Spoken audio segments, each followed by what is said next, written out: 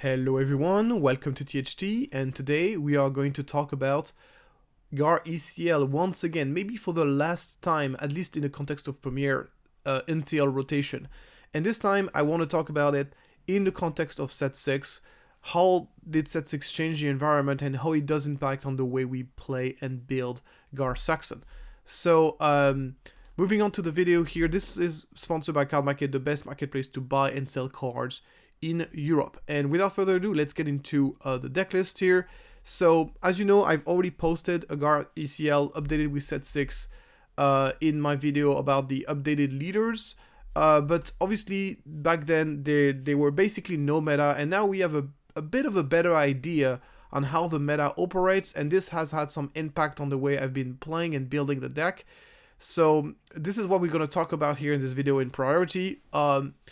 If you don't know anything about Gar ECL, I encourage you to watch my previous videos about it. I'll put the link in the description of all the previous videos I've made about Gar ECL that explains the basic of the deck. I've been playing this deck.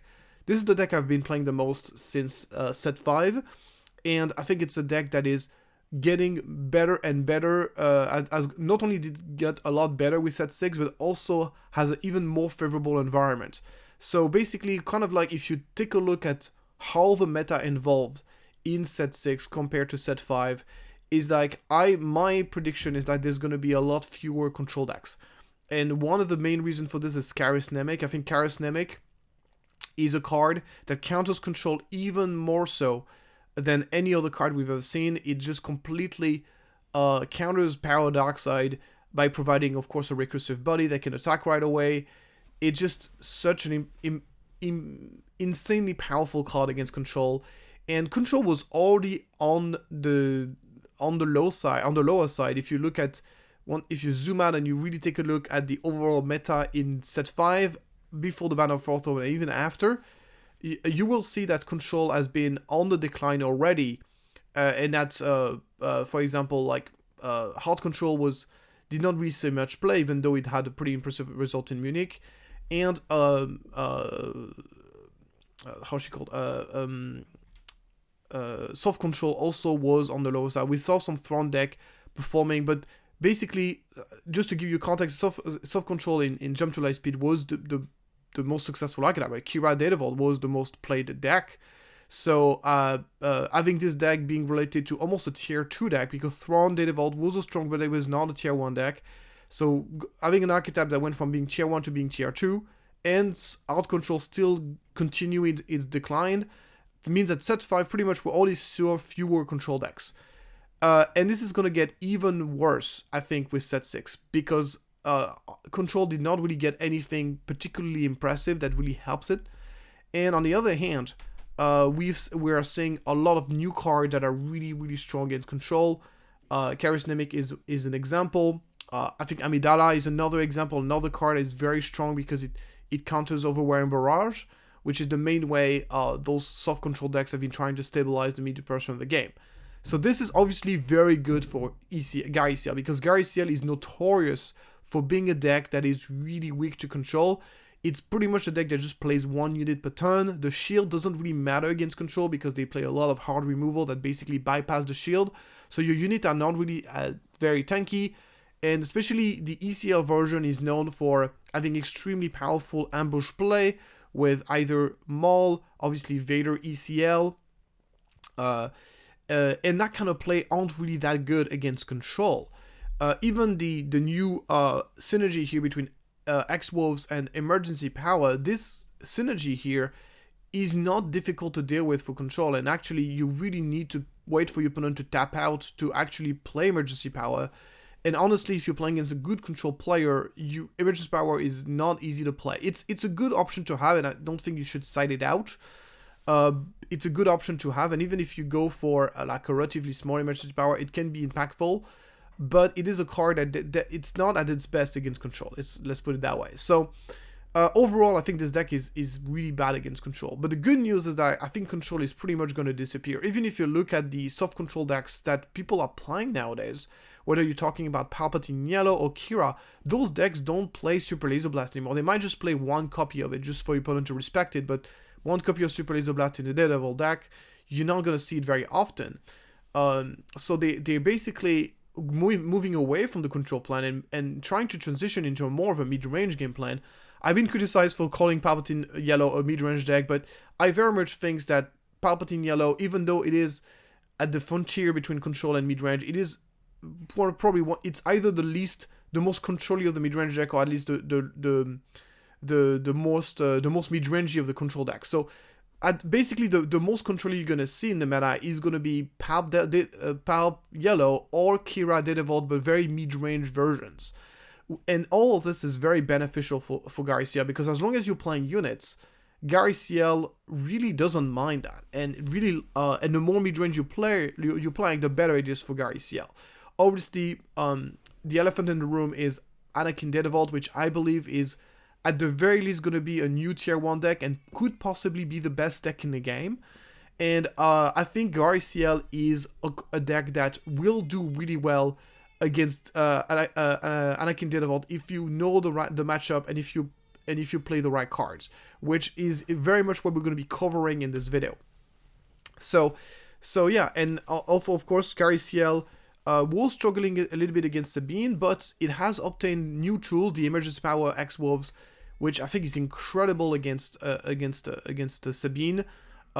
We've gotten some new tools which really help Sabine, and the fact that now we can pretty much ignore the control matchup and refocus on the aggro matchup does help us building our decks pretty much. So this is kind of like how I've been landing here with Gar ECL. So we didn't get into the details of the new cards. Once again, if you want to learn the basic of the deck, I encourage you to watch the previous video. This is not a video for beginners. It's a video for people who've been playing the deck already and kind of want to see how they can adapt the deck to the new metagame. So we get into the new cards first. So first of all, let's talk about the obvious here, the Emergency X-Wolf combo. The idea is very simple. You play X-Wolf on turn 2, you play Emergency Power on turn 3, so you're going to be putting down 3 +1/+1 counters on X-Wolves. So X-Wolves basically double the strength of those, turning, so you get 3 experience, that's +6/+6. You're going to be a 9/9, but then you get a +1 attack bonus from Gar Saxon, so you're basically going to be a 10/9 shielded units that can attack as early as turn 3, which is insane. This is pretty much a 2-turn clock against most decks. And we're talking about a giant unit that is shielded. There's simply just a lot of decks that can't deal with this. So pretty much, I think the main argument for the reason why this combo is so powerful is it's very strong against any green-red deck. So if you play against someone who doesn't play yellow and doesn't play blue, they simply have no answer to this. Like, there's very few cards. Well, they can play cards like Kit Fisto, but even like the Kit Fisto Heritage Sprites, this is a card that comes into play on turn 4. By that time, you've already gotten at least 1 attack from X-Wolves, which means that pretty much you got an attack. You might even have 2 attacks, in which case you are okay with your opponent countering. If you got 10 damage in your opponent base, you are more than okay with them dealing damage, basically resetting the X-Wolves. It just doesn't matter. So even cards like Kit Fisto or Heritage Sprite is not even that big of a counter. There's also there's more harder counters like Connix and from Secret of the Force, and there's also, of course, the good old Discharger, the card that costs 2 and remove all upgrades on a unit. So those are like specific cards, but those cards don't see any play because they're honestly not very good overall. So pretty much the only real counter to X-Wolves you can expect in those color combination is going to be Heritage Sprite, and that's not even a real counter. So it's an incredibly powerful combo that is going to allow you to win games that you wouldn't be able to win otherwise. Like, there's just simply certain games where you are basically in a racing situation. Usually, if Gar Saxon comes into a racing situation versus Anakin Dedevault or against Sabine, it's not going to win, because Sabine is obviously more aggressive deck. Gar Saxon is not a very good racing deck because all those shields basically on your units don't matter if your opponent is not trying to trade. So basically, the problem with Gar Saxon, right, is that if you enter in a racing situation, you're gonna be behind because you're playing a 25 HP base against someone who's playing a 33 HP base or a 30 HP base, and you're gonna be behind. So you have to basically, you have two options whenever that happens, whenever you get into a racing situation versus decks like Sabine or Anakin Dedevolt, which is, if you're playing Anakin Dedevolt, the way to win against Gar Saxon is to go base and to try to race. That's the way Anakin will win against you. So that's the and you benefit from the HP differential, and then it makes your shield basically useless. And you also have late deployment on 6, which is another thing that makes your deck not really good at racing. So this is where you basically have two options here as Gar ECL. The first option is to turn into a pseudo control deck. Is to basically play the control mode, and basically a control deck that can kill very quickly, pretty much. That's what we are trying to do. The second option is to simply pull off some surprise win with emergency power, which your opponent cannot answer. That's basically the plan B. So it's very, very powerful. Obviously, so this is kind of like a game plan that is really, really strong. It gives you like surprise win in situations that are desperate. Sometimes, even if you're playing in blue and yellow, obviously you don't want to play this with your opponent having open resource, because you might get opposed to being blown out. But if your opponent taps out, you can really punish your opponent very heavily. Also, there's also the situation where you are so far behind, you have to pull something very risky to win the game. You can pull this off, and if by any chance your opponent doesn't have an answer, that allows you to win games that you wouldn't be able to win otherwise. The third main advantage of this combo is that even though this combo by itself is very powerful, both cards are actually very solid taken separately. So basically an X-Wolves, even if you don't put any upgrades on it, it's kind of like an Outer Rim Outlaws. So the 3/3 shielded. It's slightly worse because if you put a knock off the shield, then you turn back into a 2/2. But the deck plays enough upgrades.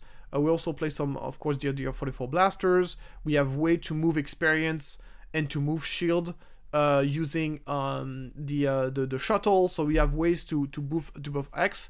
So it's a card that is very similar to Outer Rim, and even back in the days where some people were playing X-Wolves over Outer Rim already. But obviously, so it's a card that's just a very solid card in the deck, even without emergency power. And emergency power is also a card that even if X-Wolf was not legal, we would totally 100% still play emergency power. I think if you are playing a blue-black deck and you have a pseudo-aggressive play style, even if you're playing talzin and stuff, emergency power is just a great card, regardless, that you should be playing, in my opinion, because it's basically kind of an upgrade. Like, it's kind of like a Dark Saber or something. Can't go on your leader, that's the downside, but the upside is the flexibility. It's so flexible. Any state of the game can be very large, and it's not counterable by a single upgrade removal. While Dark Saber is very susceptible to get, like, your opponent can play an Outer Rim Constable, or Disabling Flank Fighters, or Confiscate. The emergency power does not get countered by those single target upgrade removal, which is just really insane. So this is obviously the beast. This is very much what makes the deck so much better in Secrets of Power. It's gonna make you win so many games you wouldn't be able to win otherwise, and it's a great counter to. It's really great against anything that is green and red. It's a great combination to have against Anakin Dedevolt. I would say that you're gonna win a significant amount of the game against Anakin Dedevolt just because you have that combo. Moving on now to the next card that you might be surprised to see in this deck. It is the Supreme Leader Snoke. So Supreme Leader Snoke is great in the current meta. It's actually, in my opinion, one of the best late game units you could play in the meta right now, because it's good against two very popular archetypes. It's very good against Anakin Dedevolt, and it's very good against Space Aggro. So why is it good against Anakin Dedevolt? Well, Anakin Dedevolt is a deck that pretty much has no removal. It's a deck that almost entirely rely on ambush units. So unit you combine with timely intervention, or some sort of, or just putting a unit down and then using Anakin's ability to kill that unit. Or it just ignore the enemy units and just go to base to try to race. That's basically how Anakin Dedevolt deals with things. It's not really trying to but Snoke is a unit that is very difficult to ignore, because it puts a significant debuff on all of the units. So unless you got like an Anakin, and then Anakin is not affected and Anakin by itself just wins the game, against everything else, Snoke will make everything shrink to a very small size, and will be very difficult for your opponent to play against without having to deal with it. And the thing is, like, because your removal are your units, good luck having to get rid of a Snoke. It's not easy at all. It's just a really, it's one of the most powerful cards you could play against Anakin Devil, because it stops the aggression and it's not easy to deal with, because they are trying to deal with your stuff with units, and with everything being -2/-2, everything becomes more complicated. So this is basically the great thing about Snoke. And whenever you might think, well, if you're playing against Anakin Devil and we're going to enter into a racing situation, Supreme Snoke comes very, very late in the game. It might just come too late, and that's true to some extent, but keep in mind that in this matchup, right, you can't race Anakin. If you're trying to race Anakin, you're gonna lose most likely. I mean, once again, there might be a situation where you manage to pull an emergency power, or you manage to go for turn one Inferno 4 into the +3/+3 pilots. And in this case, yes, there's cases where you can race, you get like the 6/6 in space on turn 2. There might be some rare scenarios where you can race, but most of the time you can't race Anakin. It's just the 8 HP differential is just too big. You have to play defensive, you have to be using client's ability to heal yourself, you have to be using removal, you have to use Vader ECL to reset the board. You need to have an answer to Anakin, which the deck has plenty of, but you still need to have it. You need to play some sentinels to protect yourself, and so on. You need to play defensive, basically. And in this case, you are going to be naturally delaying the game, and if you are going to be playing control, you're going to need some inevitability to it. You need to play a late game card that simply says, okay, now win the game. And it's exactly what Snoke is. So the other great thing about Snoke is that it's a force unit, so it can be picked up by Owen. One of the difficulty with Gar ECL in the past is that you would have the 3 copies of you would have your 3 Vaders, you would have your 3 Secretive Sage, and you would have your 3 forgot the third units. Which one is it? Sorry about that. And 3 Maul. So you would have your 9 cards, force card, but then the rest of the slots were always a little bit up in the air. We didn't really have any great force units to put. Some people are playing Anakin, I was playing the old Vader, but Snoke is clearly the best, at least in the current meta, is clearly the best of the 3, and it allows us to basically keep ourselves a density of force so we can hit with Owen on a consistent basis. So even in matchups where Snoke is not good, it's still extra hits for Owen, so we can actually resource it and we don't actually lose cards. So it's another benefit of it. And it also means that we can afford to play only 2 copies of it and still consistently have it when we need them, because we have the Owen to fetch it, basically. So Snoke is really a great addition to the deck. And the other thing that I haven't talked about is obviously Snoke is a great inevitability versus space aggro. So the exact same idea against Anakin Devil applies to space aggro as well. Versus space aggro, we're not gonna try to race. We're gonna try to play control. We're gonna try to stabilize the game with barrage, and reach the point where we can reach inevitability with Snoke. That's exactly what we're trying to do. And it's not easy to and without Snoke we don't have this late game inevitability, and even if we stabilize, we just might lose the game just because we're not able to close the game fast enough, pretty much. But Snoke gives us that inevitability. Moving on to the Hyperspace Disaster, of course, another new card from Secret of Power. So I was talking about inevitability versus space aggro. Well, this is exactly what Hyperspace Disaster is about. You can't raise versus space decks, you have to play control, and what better ways to play control than to have a card that says destroy all space units. So the idea is very much early in the game, you're going to try to use ECL, you're going to go ECL Inferno 4, you're going to go ECL Shuttle preferably, you're going to play Barrage, you're going to play defensive, you're going to use once again Clown's ability to heal your base, and then you while you are dealing damage with a couple of ground units, you can just reset the board with Hyperspace Disaster, and from there you pretty much you can just finish the game with your leader deploy and a couple of units attacking on the ground, and that's just really powerful. And you can do the exact same thing with Snoke, but Hyperspace Disaster gives us a bit more. It comes into play 1 turn earlier, it kills things regardless of the size. It's a bit more powerful against space aggro specifically. So we got 2 copies of it in the sideboard. Yeah. So next card, which might be the biggest surprise for you guys, is the 2 copies of Super Commandos in the sideboard and 1 copies in the main deck, so 3 overall. So Super Commando Squad is answering a very specific need that we have to actually stabilize the Grand Arena versus Anakin Deadvault. So basically the way it works is against Anakin Deadvault is, as I said earlier, Anakin Deadvault is going to be wanting to win the game by racing you. They know you can't race unless, once again, you get Axe Wolf's emergency power. They know they can't race you, so they're going to just go to base. They're not going to try to kill your units because obviously Anakin's ability doesn't help against shielded units. So Anakin is going to have a hard time dealing with your unit, but the unit he's going to play are much bigger than yours because well, they might not be bigger, but just the 8 HP differential and the insane Anakin deployments makes things very difficult. So how do we stop that? Well, we stop this by playing the control, as I was saying. We're going to be playing control. We're going to try to deal with units. We're going to try to use the shield on our units to get value and to get ahead on the board by taking trades. And then we're going to play Super Commando Squad fit perfectly in that game plan, because if we manage to clean the board, which is honestly very doable, especially if we use ECL, Vader, but we need to have a card that's going to say, if you deploy Anakin, I have an answer. Because sometimes what's going to happen is, like, sometimes you're going to need to use ECL Vader or ECL on something in order to stabilize the board, but then you don't have an answer to Anakin. And basically Super Commando Squad is like, don't worry, use ECL, stabilize the game, and then I'll play Anakin.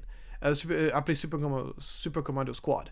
Because one thing you gotta understand is that if there's no board, it's a nightmare to deal for Anakin to deal with a shielded sentinel, because they don't have any pings, they don't have any removal, so they're gonna have to pull something like Wrecker Timely Intervention, which can come which is not guaranteed that they're gonna have it.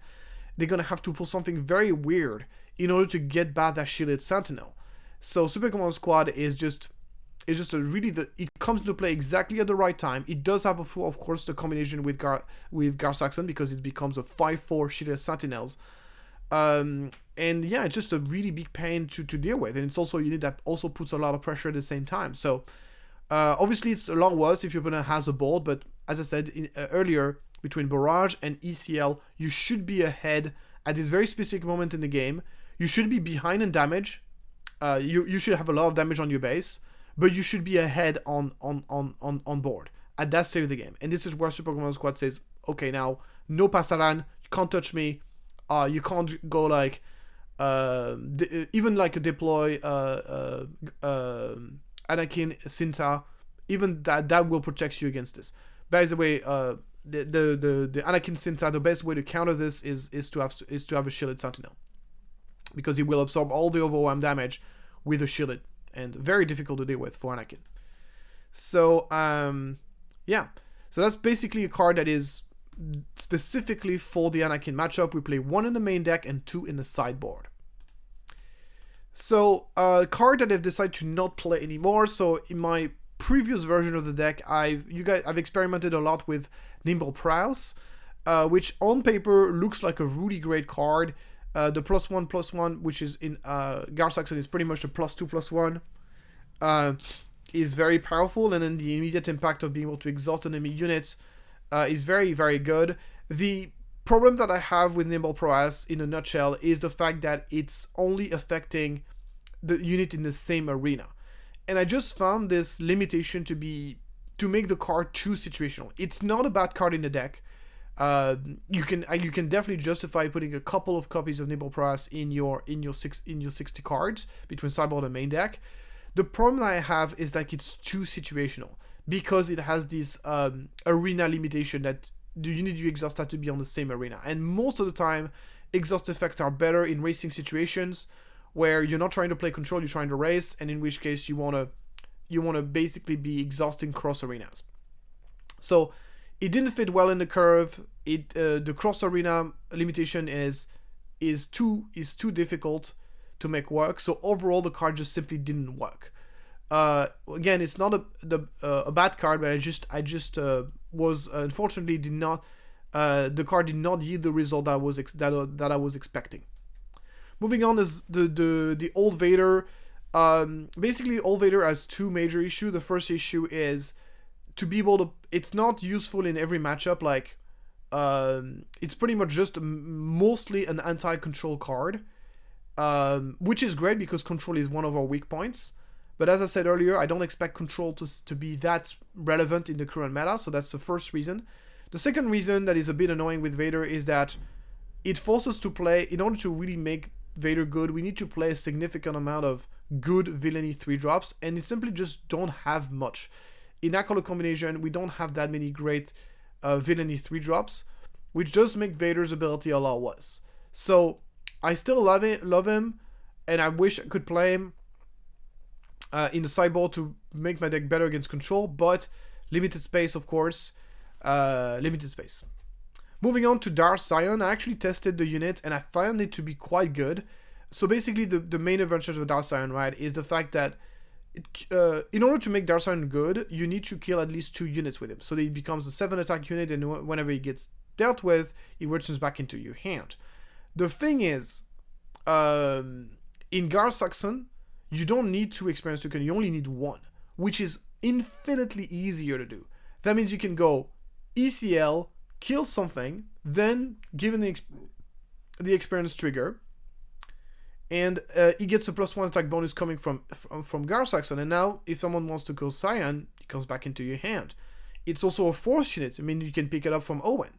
So it's great with ECL, it's great with timely intervention. It comes back, so it's a pretty cool card. So why is it not in the deck? Well, simply because it doesn't help us. Basically, controlling the ground arena using ambush is already what the deck is really good at naturally, by using Vader. Also keep in mind that if you're using ECL for Cyan, you don't have it for Vader. So this is something that I tend to... basically, my thought process was with the deck has always been to... I'm always using ECL for Vader, unless I'm playing in space, in which case I will use ECL on Shuttle or on Inferno 4 or on the Onyx Squadron Brute, or I'm playing the ECL against Sabine very early on. I might just do like a ECL X-Wolf or ECL Client to kill something. So, or even sometimes ECL Lone Pike is also quite good. So it's on ECL that intervenes very early in the game to kind of stabilize the game. So that's basically the 3 ways I use ECL. I almost never want to use ECL on a 5-drop on the ground because most likely I would prefer to keep it for Vader. Obviously, there are cases where you won't find a Vader and you're very happy to have another great ECL target, and but most likely than not, you don't.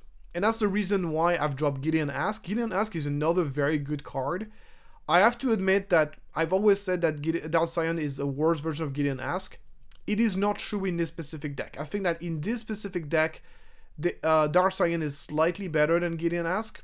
It's not a big difference, but it's quite a bit different. So he's good. I'm not denying it. This is not the card we're looking for. This is not fixing any of our bad matchup. It's not helping us in any significant ways in difficult moments. Moving on, we have the Lieutenant Charlton. So Lieutenant Charlton, I was talking about how powerful Sentinels can be versus Anakin. And it is true. The problem with Charlton is like in this deck, Charlton is very unlikely to be a 6/6. It's most likely going to be a 5/5 for 4, which turns into a 6/5 Sentinels. And 6/5 Sentinels for 4 sounds amazing on paper, but against Anakin Dedevault, it actually sucks. Because basically, if you are playing against Anakin, you need to have 6 HP. If you have 5 HP, you're going to be traded by Charismatic with Anakin's ability, or you're going to be traded by on any of the 3 attack units, which there are plenty of. Could be Gun Warrior, could be how's it called again? Cop Vance. So you don't want to have 5 health on the ground against Anakin. That's just not something you want to do. And Lieutenant Charlton, more often than not, will be a 5/5 for a 6/5 for 4 Sentinels. So super easy for Anakin to deal with. it's actually a trap. It doesn't work at all. Still a decent card against Sabine, but it simply just cannot justify. I would rather play Super Commando Squad, which basically occupy a similar role of being a ground sentinels, but actually is very difficult to deal with for Anakin as opposed to Charleston. Then we got General Grievous, and generally speaking, the 4/4 for 3 drops. Again, those units, non-shielded for Host unit, they get dealt with very easily by Anakin, with Anakin's ability, so they don't match up really well. And since we're not playing Vader anymore, we don't really need to play that many 3-drop villainy anymore. So we don't need those cards as much as we used to. And then finally we got Darksaber, or any big upgrade for that matter. Yes, those cards can be really powerful against certain decks. The problem is, like, right now, pretty much everybody plays anti-upgrades in their main deck. We have the Anakin Devil, they're basically playing 3 Outer Rim Constable in their main deck. So in that environment, playing any expensive upgrade is suicidal. I would much rather playing Emergency Power, even though it cannot work on leaders, because Emergency Power actually is not easy to deal with, and is actually a much more flexible card. So there's no need to play those kind of upgrades anymore now that we have access to Emergency Power. Moving on now to the sideboard plan. But before we get into it, I just want to let you know that you can pick up Emergency Powers for €2 on Card Market. Very affordable for such a powerful rare that I expect to become even stronger after rotation. Keep in mind that Emergency Power and X-Wolves, even though Gar Saxon is rotating out, the Emergency Power Gar Saxon combo is not rotating out, and I'm expecting this combo to be very powerful after rotation as well. So moving on now to our sideboard plan, we're going to start off with the Space Aggro sideboard plan. This one is pretty hefty. We expect Space Aggro to see a lot of play. Space Aggro is one of the decks that does perform pretty decently against Anakin Daredevil. It's been very popular. I'm also expecting a lot of people are going to be looking to play a deck that they know will not change too much after rotation, and Space Aggro are definitely going to be the categories of deck that's going to be the least affected by rotation. So I'm expecting just a lot of Space Aggro in general in the upcoming meta, and that's why we are very well prepared. The deck doesn't do terribly naturally versus Space Aggro. We do play a few space units. We can do well. So the deck does not do terrible against Space Aggro in general, but there's so many great sideboard cards that it's very worth having. So we got the Confiscates, we got the Hyperspace Disaster, obviously, and we got the Legal Authority, which is a way for us to... We have shielded units that are very difficult to deal with. Those units... The fact that units are difficult to deal with would be irrelevant in most matchups. But again, would be irrelevant against Space Aggro. But in this case, when you put a Legal Authority on it, then you know the unit is never going to get back to your opponent pretty much, unless they have very specific answers. And it also gives us a +1 bonus attack if we are putting it on a unit that is not shielded. So Legal Authority is just a great card to as a great removal to get rid of the enemy the enemy key units basically. So what do we take out? Well, very simple. Lumpike is too slow. Sentinel on the ground are useless, and ambush units on the grounds are useless. Vader can still be decent because sometimes your opponent deploys his leader on a big unit. We can play Vader, and then on the turn after, we can attack and kill their leaders. So it's not used with ECL, most likely, but even without ECL, Vader ability can be quite powerful as long as we haven't taken too much damage earlier. Moving on, our sideboard against Sabine. So we are basically adding in the 2 super commandos. There's 3 here, but no, there should be 2 super commando squads. So 1, 2, 3, 4, 5, 6. We are taking out the Lumpikes. We're taking out the Maul. We're taking out the Owen Lars, which are a bit too slow. I mean, Owen Lars is not terrible against aggro, so I guess you can keep one, because here I'm just realized I don't have the... Yeah, if we don't have a super commando squad, that's 1, 2, 3, 4, 5, 6, and here's a 7, so I guess you can keep one of the Owen Lars. Also, we're taking out a lot of force units, so Owen Lars is not very likely to hit. The Restore 2 is okay, but it's not amazing. And then Snoke is just too slow in this matchup, and it doesn't even stabilize completely. So that's pretty much just playing against Sabine. I have to say the Sabine matchup has never been great for Gar ECL, but it has gotten a lot better. Obviously, Super Commando Squad, which we used to not play, is really helpful against Sabine. But the real big deal is the emergency power. Emergency power has completely turned the matchup upside down in my view. Now we can really race Sabine, especially since we're both playing a 25 HP base. An emergency power, especially on the X-Wolf, can really put and gives you free wins against Sabine. So that's a great advantage here that the deck had compared to before. Against Anakin Data Vaults, we are adding in the Confiscates because he plays some upgrade that are worth getting rid of, and the Super Commando Squad to protect ourselves. We are taking out the Shuttle. So Shuttle is not great against Anakin Data Vaults simply because the opponent does not play a lot of doesn't play many shielded units. Like unless you if you're playing against a version that plays 3 Gun Warriors, then maybe you probably want to play Shuttle. But Gun Warriors is usually like a 1 or 2 of. So, and then other than this, they don't play experience tokens, they don't play shields. So the ability is not very relevant. It's basically just a 4/4 in space. Anakin Data Vault plays very few units in space, so Shuttle is not really gonna deal with anything. So it's just gonna attack. So basically, playing Shuttle is basically saying, I want to race. It puts you in a racing situation because you have this unit that is useless, that doesn't do anything, just attack base.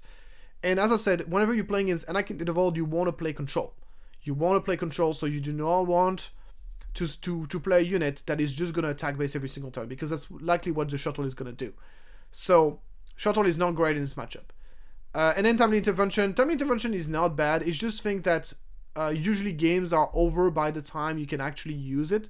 So it's not terrible, and if you're playing against a version of Anakin Devil that doesn't play many upgrades, maybe you can only add 1 Confiscate and then keep your second Timely. But I just found this was the least relevant card in the deck. It's just a little bit slow. This is a matchup that plays very quick, so it's not grindy at all. So Timely Intervention is just less likely to matter in those cases. Against Hard Control, so hopefully you don't play against Hard Control. Hard Control is a horrible matchup. It was already a bad matchup before. It's even worse now because we've decided to pretty much give up on the matchup, and the reason is very simple. Is like I don't think Hard Control is going to be a strong force to be reckoned with in this upcoming meta, so we're pretty much trying to ignore the matchup. With that being said, we still have a few good sideboard cards. Obviously more units, because why not? The Confiscates to get rid of the Entrench, and possibly also Condemned, which is a new addition for our control deck possibly. And we take out Timely Intervention, Barrage. Those cards are pretty much useless. We keep the Craving Powers, because Craving Powers actually gives us a +2/+2 permanent, +3/+2 permanent upgrades, and also allows you to deal with large units, which sometimes can be useful against control. Moving on against Ram Control. Ram Control is a better matchup than it used to be, because Ram Control are now gearing towards a mid-range a lot more than it used to be. So that makes the matchup significantly better than it used to be. It's still a great matchup though, so we had the Long Pike. Obviously, Super Commando, not great.